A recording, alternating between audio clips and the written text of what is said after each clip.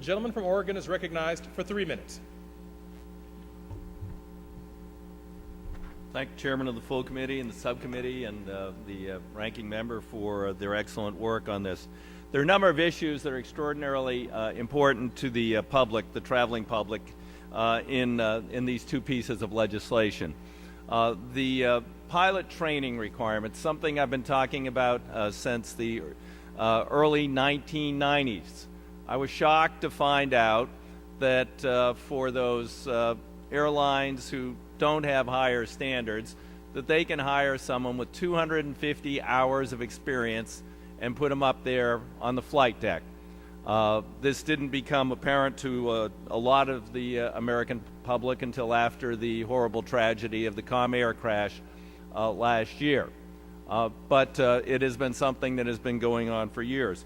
These low-budget sorts of carriers are trying to drag down the industry.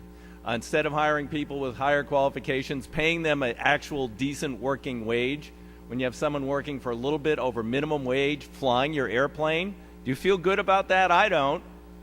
With very inadequate training and someone who's been up overnight because they can't afford to have their own apartment, they have to commute across the United States of America to go home and sleep in their mom's house, that's a heck of a way to run an industry. By raising the bar and raising the standard, we will not disadvantage anybody except those who are dragging down the system.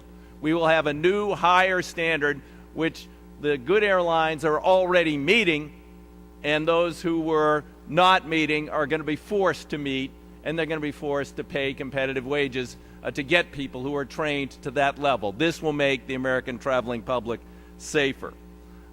In addition to that, I first introduced with now Senator Ben Cardin a bill on passenger rights in 1987.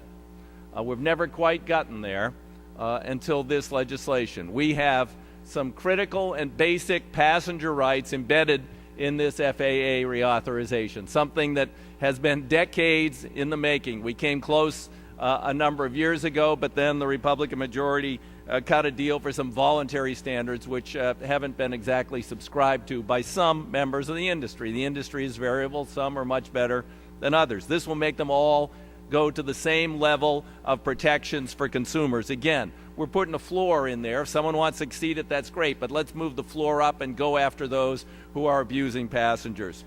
And then finally, in terms of the overall system, this FAA bill will move us to a 21st century system for air traffic control, one that will allow the airlines much more use of our airspace, much more efficiently avoid storms, fly more fuel-efficient routes, avoid delays, and that will be of tremendous benefit both to the industry and the traveling public, that additional predictability with NextGen. So I would recommend to our colleagues that we unanimously pass this legislation.